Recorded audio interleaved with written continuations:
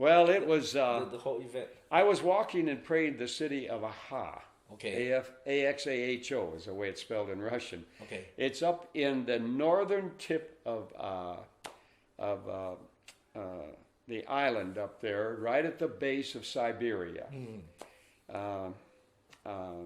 Anyhow. Yeah, what is that called? Oh, I'll get the name of the island. And the Siberian Peninsula? I flew in there on Aeroflot, a big plane as big as a jumbo jet, and we landed on the ocean. We landed on the frozen ocean. Now, that's how cold it was. Wow. I had parka on, all was covered up, but this of me, they said it was 80 below zero. 80 below zero? 80 below zero. That's not centigrade, that's Fahrenheit. And I believe it, because it felt like when I come off that jet, it felt like needles poking me all around any skin that was exposed. You didn't dare cry, your eyes would freeze shut. Couldn't wear glasses. I had glasses then, so I took them off because they just froze. Fogged and froze right away, couldn't see a thing. So I never could wear glasses while I walked and prayed. But the third day I had found a Ukrainian young Pentecostal in the underground Pentecostal church. This was in 91. And asked him, he spoke very good English. He was a university student. So I said, I'll pay you good to walk with me and be my interpreter. And in that time, the Lord spoke to me, I want you to rent that auditorium. And I want you to print up handbills and hand them out as you're walking the city of a one-night crusade. And I said, oh, okay. So I don't know any better. So I find out through him how to rent it. Cost me $11 US. That's to all. rent this big auditorium with balconies and everything. $11 US. That's full fee. And so then we go and we get bulletins handed out, and we're handing them out while we're walking the city and praying. And the day that the crusade was to take place, we had been handing them out for 2 days. Here comes the KGB, or the Russian police, up, surrounds my interpreter and I. And my interpreter said, we're going to go to jail. I know we're going to go to jail. We're going to go to jail. And I said, be quiet. Be quiet. If we go to jail, we're supposed to go to jail. God has a purpose for us in jail. Never mind. And he said, but you've never been in a Russian jail. And these police are all around us. And here comes another car. And two of the officers run over and open the door for this lady that looked to be, I don't know, I'm not good at, before she, probably no more than 40 years old. Dressed in a silver mink stole, tall black boots, dressed very, very elaborately.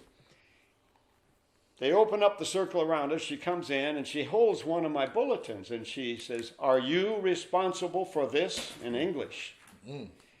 And I said, yes, I am. And she said, will you come with me? And I said, do I have to? And she said, I'm sorry. She said, I represent the Russian news, official news TASS news agency for this part of Siberia. I'm the director. I want you to come to the office and sign a contract. I said, for what? And she said, sign a contract that in that crusade you have tonight, you will allow us to place 6 television cameras throughout that auditorium and broadcast it all across Russia live. 8 time zones.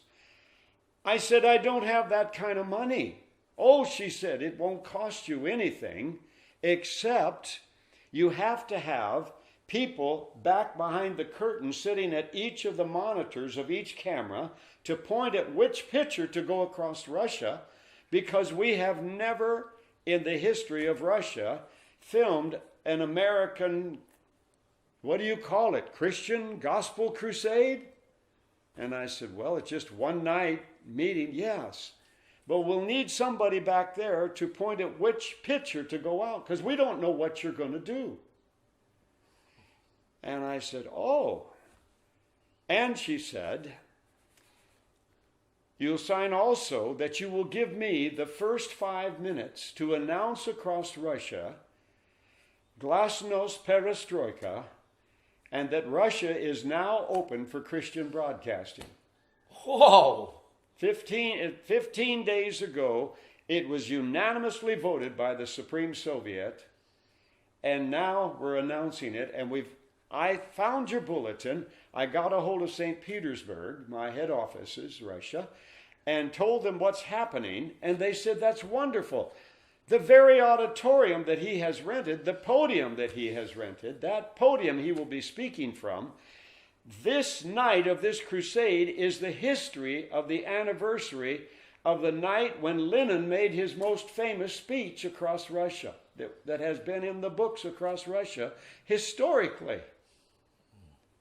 And I said, whoa, only God can do that, I thought. The timing. Yep. So you will give me the first 5 minutes to announce this important announcement of the Supreme Soviet, and this very podium is where Lenin made his most famous speech. And then the rest of the time is yours. And so I said, wow, okay, yeah. Okay, so we go to the office and... So God just like set it yeah, up supernaturally. set it up. Wow. And so we signed, I had him read, because it was all in Russian, the contract. I Yeah. had my interpreter read it, and he says, that's all it says. That you won't charge them and they won't charge you for their services, and that you are unlimited on the amount of time. We will not limit the amount of time of this meeting. It will be broadcast all across Russia. You release all rights to a reproduction of it if needs be. I said, give me that pen. I couldn't sign it quick enough. And so after that, she said, I'd like to take you out to lunch. So we went out to lunch. We had a nice lunch. Oh, my word, an oval platter like this with crab meat, just nothing but crab meat heaped up. Oh, It must be good. I'd never eaten so much crab meat in all my life. It was so good. Anyhow, other things, you know, and of course their borscht, their stew, they always have that, the soup, same as miso soup in Japan, you know, everybody has their type of soup with a meal. And I like the pumpkin one and some different ones there in Taiwan, but this time of year. But anyhow, afterwards she says, I know you're very busy, you have crusade tonight, but one request. I hope you will agree. She said, I'm very close friends with the head doctor of the main hospital downtown. It's overfilled with patients. So many are ill. I have read in news reports, of course, we didn't release this to the people. We always blanked it out, but I have read, isn't it in America where there's these people that heal people?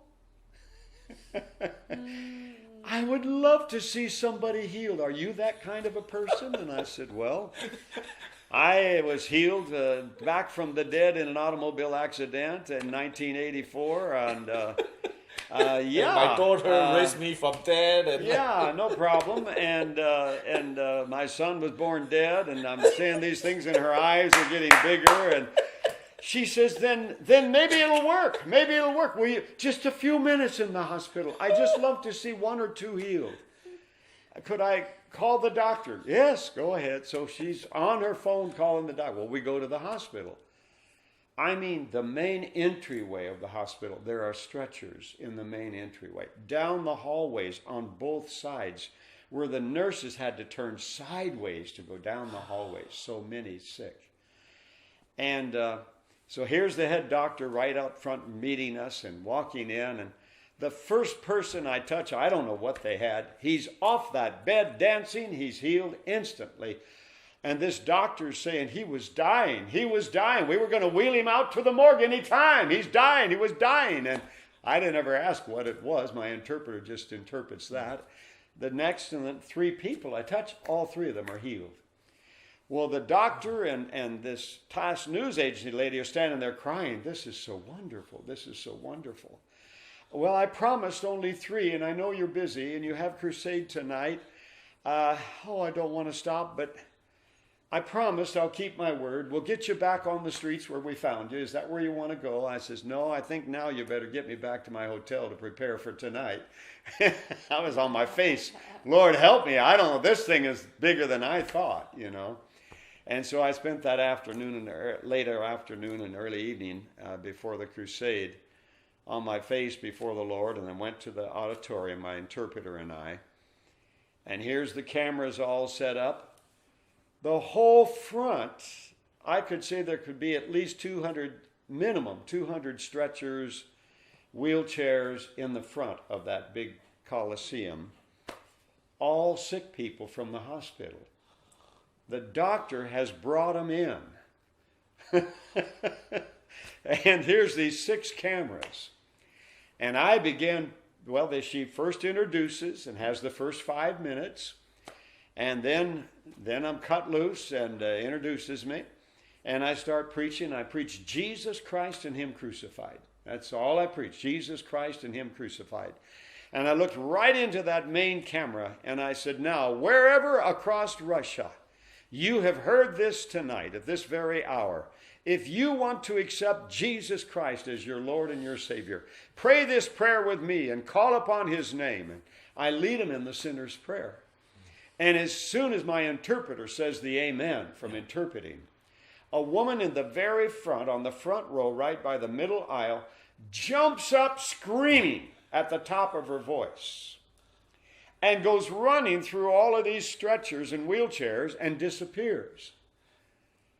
And I'm standing there and I'm saying to my interpreter, what happened? Why is she screaming? What is she saying? Well, then she appears up on the balcony, jumping up and down. She's clear up on the balcony. And he says what she's saying is her heart was so enlarged.